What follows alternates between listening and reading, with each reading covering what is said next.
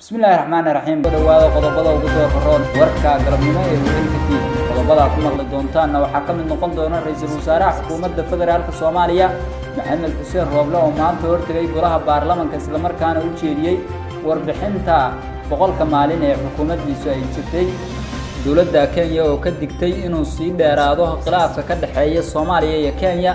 qodobada kale aad maqli doontaan waxa ka mid noqon doona maamulka Puntland oo laga soo warinayo musuqmaasuq hareeyay dhaqaale loogu talagalay wax ka qabashada saameynta ayaxa. dawladda Mareykanka waxay walaac xooggan ka muujinaysaa arrimaha doorashooyinka ee lagu muransan yahay ee wali xalka laga gaarin. gudoomiyaha aqalka sare ee baarlamaanka dawladda federaalka Soomaaliya wuxuu war ka soo saaray shirka uu iclaamiyay madaxweyne Maxamed Cabdullaahi Farmaajo. madaxweynaha maamulka Jubbaland Axmed Islaam Axmed Madoobe oo ka jawaabay baaqa madaxweyne Farmaajo ee ah in shir la isugu yimaado magaalada Garowe. ciidamo ka tirsan kuwa dawladda federaalka Itoobiya oo dad shacab ku laayay gobolka Tigreeg. qodobadaas iyo qodobo kale ayaa ku daawan doontaan warka weelka TV ee galabnimo. haddii aad ugu cusub tahay subscribe saar siina share garee si ay idin soo gaaraan wararkeena kale. ra'iisul wasaaraha xukuumadda federaalka Soomaaliya Maxamed Xuseen Rooble oo khudbad u jeedinayay xildhibaanada golaha shacabka ayaa ka hadlay arrimaha doorashooyinka amniga waxqabadka xukuumaddiisa boqolkii maalin ee la soo dhaafay. ra'iisul wasaaraha xukuumadda federaalka Soomaaliya oo ka hadlayay arrimaha doorashooyinka ayaa sheegay in xukuumaddiisa ay dadaal dheeraad ah u gelisay sidii dalka ay uga dhici lahayd doorasho xor iyo xalaal ah oo la isku raacsan yahay. ra'iisul wasaare Maxamed Xuseen waxa uu ka sheekeeyay shirarkii looga arrinsanaya arrimaha doorashooyinka ee ka dhacay meelo ka mid ah dalka, wuxuuna cadeeyay inuu rajaynayo in la fuliyo heshiisyadii doorashooyinka la xiriiray ee la gaaray. dhinaca kale ra'iisul wasaare Rooble oo ka hadlaya amniga waxa uu sheegay in xukuumaddiisa ay dejisay qorshe amni ee doorashooyinka lana diyaariyay ciidamo sugi lahaa amniga doorashooyinka.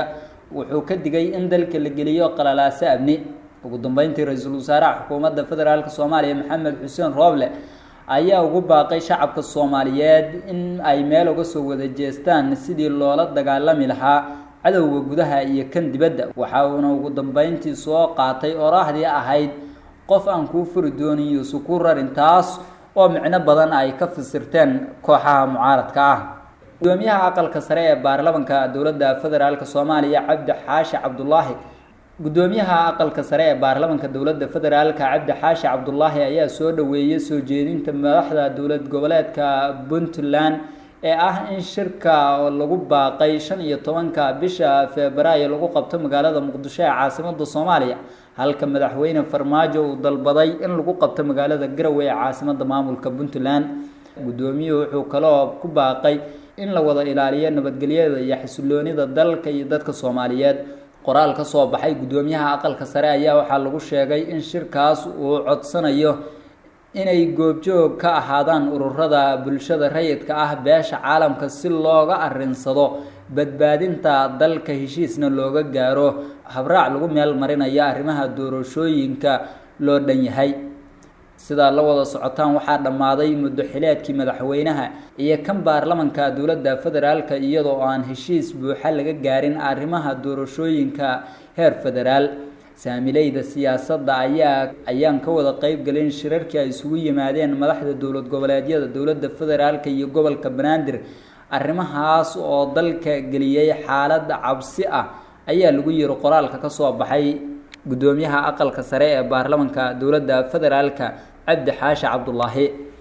ugu dambeyntii gudoomiyaha aqalka sare ayaa qoraalkiisa ku sheegay in uu taageerayo go'aan walba oo dalka lagu badbaadinayo iyo dadka Soomaaliyeed kaas oo ay soo saareen musharaxiinta xilka madaxtinimada Soomaaliya, dawlad goboleedyada dalka ka jira iyo bulshada rayidka ee beesha caalamka. qoraalkan ka soo baxay gudoomiyaha aqalka sare ayaa waxa uu ku soo aadayaa xilli loo ballansan yahay in mar kale la qabto shir u dhaxeeya dawlad goboleedyada dawladda federaalka iyo maamulka gobolka Banaadir kaas oo xalay iclaamiyay madaxweynaha uu muddo xileedku ka dhammaaday Maxamed Cabdullaahi Farmaajo. hagaag dowladda Mareykanka ayaa walaac xoogan ka muujinaysa arrimaha doorashooyinka Soomaaliya ee lagu muransan yahay. Gudoomiyaha guddiga xiriirka arrimaha dibadda aqalka sanadka Mareykanka Mr. Bob Menendez ayaa bayaan ka soo saaray xiisadda ka sii daraysa ee ku saabsan doorashooyinka Soomaaliya kadib markii madaxweynaha Soomaaliya Maxamed Cabdullaahi Farmaajo uu ka dhamaaday waqtigii xil haynta iyadoo aan la gaarin heshiis ku aadan qabashada doorashooyin horey loo mudeeyay. Qoraalka ka soo baxay gudoomiyaha guddiga xiriirka arrimaha dibadda aqalka sanadka Mareykanka ayaa lagu yiri waxaan ka walaacsanahay xiisadda sii xoogaysanaysa ee ku saabsan doorashooyinka Soomaaliya iyo qatarta dhabta ah ee loogu jiro in uu dhiig ku daato ismariwaaga hadda ka taagan arrimaha siyaasadda khilaafka jira ee u dhaxeeya madaxweyne Maxamed Cabdullaahi Farmaajo hogaamiyaasha maamul goboleedyada iyo mucaaradka Soomaaliya wuxuuna halis gelinayaa dadaaladii adkaa ee dadka Soomaaliyeed ay u soo mareen horumarinta dhinaca siyaasadda iyo dhaqaalaha laga gaaray 10kii sano ee la soo dhaafay. taas waxay qalqal gelinaysaa xasiloonida guud ee dalka Soomaaliya ayaa lagu yiri qoraalka ka soo baxay waaxda xiriirka arrimaha dibadda ee aqalka baarlamaanka Mareykanka.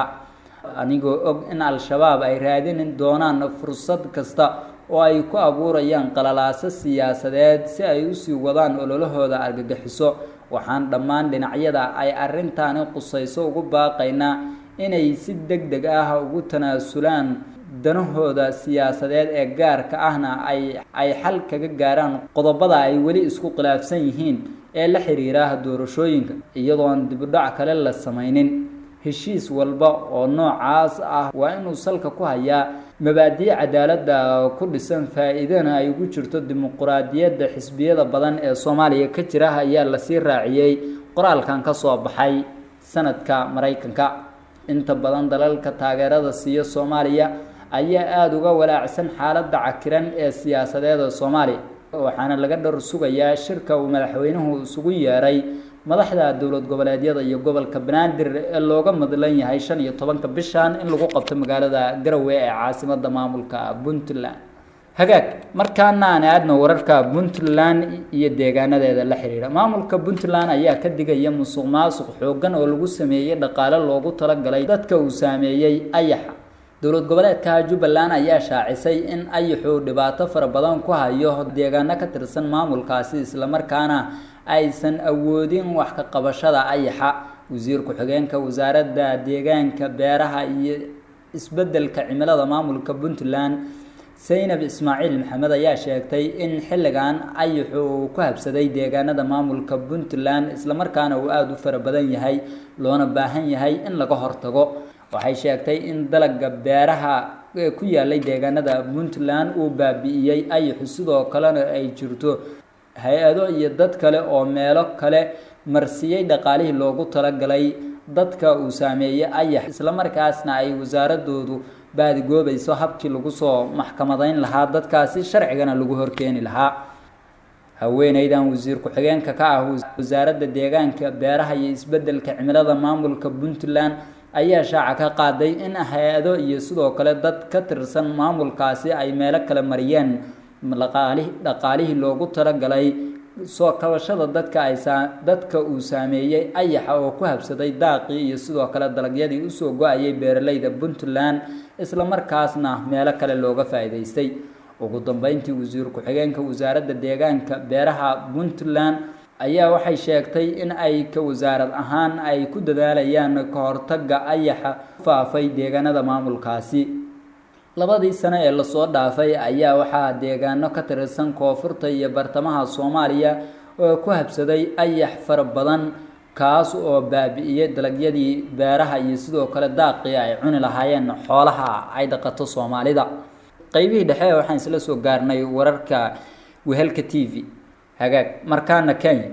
dowladda Kenya ayaa waxay ka digaysaa inuu sii dheeraado khilaafka u dhaxeeya dowladda Soomaaliya iyo Kenya ayaa mar kale ku celisay in aysan faragelin ku haynin arrimaha gudaha Soomaaliya iyadoo kala fadhiga 978 ee golaha nabadda iyo amniga midowga Afrika ugu yimaadeen si ay uga fariistaan xaaladda ka jirta Soomaaliya iyo hawlgallada midowga Afrika ee AMISOM. bayaan ay soo saartay wasaaradda arrimaha dibadda waxaa lagu diiday sheegashada faragelinta arrimaha gudaha Soomaaliya in ay tahay been abuur iyo marin habaabin ay sameynayso dowladda Soomaaliya. joogitaanka ciidamada Kenya ee Soomaaliya kaliya ma ahan dhiirgelinta baahida loo qabo in la xoojiyo nabadgelyada gobolka iyo qaab dhismeedka amniga, laakiin waxaa ogolaaday labada golaha nabadda iyo amniga ee Midowga Afrika iyo golaha amniga ee qaramada midoobay ayaa lagu yiri bayaankan ka soo baxay wasaaradda arrimaha dibadda Kenya. dowladda Kenya waxay amaantay xilligii doorashada ay ka socotay Soomaaliya, taas oo ahayd tallaabo muhiim u ahayd xasiloonida muddada dheer iyo mar kale oo loo eego gobolka, waxayna ballan qaaday inay sii wadi doonto xaq u yeelashada doorkeeda ay ku leedahay arrimaha Soomaaliya iyadoo ay wehlinayaan wadamada ciidamadu ay ka joogaan Soomaaliya. Kenya waxay sidoo kale ka codsatay golaha inay ilaaliso isku dayga lagu doonayo in lagu carqaladeeyo khilaafka ka dhaxeeya daneeyaasha kala duwan iyo saaxiibada Soomaaliya ay leedahay ee gobolka. dayada lagu yareynayo saameynta wanaagsan ee AMISOM iyo bixitaanka ciidamadeeda ee Soomaaliya ka jooga. Kenya iyo Soomaaliya ayaa waxaa ka dhaxeeya khilaaf diblomaasiyadeed oo curyaamiyay xiriirka amniga, waxbarashada iyo ganacsiga labada dal ee dariska ka ah Bariga Afrika. qaybihii ka imaanaya gobolka Tigreega ee waqooyiga dalka Itoobiya ayaa sheegaya in hal qof halkaasi lagu dilay. qofkan la dilay ayaa ka mid ahaa dad dibadbax dhigaya oo isugu soo baxay caasimadda gobolka ee Maqalla. booliiska ayaa rasaas ku furay dibadbaxayaasha oo ka soo horjeeday dowladda, isla markaasna waxay rasaastaasi haleeshay qof ka mid ah muwaadiniinta dalka Itoobiya gaar ahaan gobolka Tigreega. dibadbaxayaashan ayaa ku soo beegmaya xilli hogaamiyaasha gobolka Tigreega ay booqdeen magaalada Maqale ee xarunta gobolka Tigreega, kuwaas oo dhawaan loo xil saaray gobolkaasi inay sii maamulaan. Itoobiya ayaa qorsheynaysa inay xirto 2 xero oo qaxooti oo ku yaala gobolka Tigreega, kuwaas oo dadka ku nool ay ku go'doonsan yihiin dagaalka ka socda halkaasi. sidoo kalena ay sheegtay in laanta dowladda u qaabilsan arrimaha qaxootiga aysan wax badan kala socon. madaxda dowladda Itoobiya u qaabilsan arrimaha qaxootiga oo warbaahinta la hadlay ayaa sheegay in sababaha loo xirayo xeryaha qaxootiga ay tahay in xaalad adag oo dhanka nolosha ah ay ka jirto xuduudda Itoobiya iyo Eritrea iyo xeryaha oo ku yaala meel u dhow xuduudda.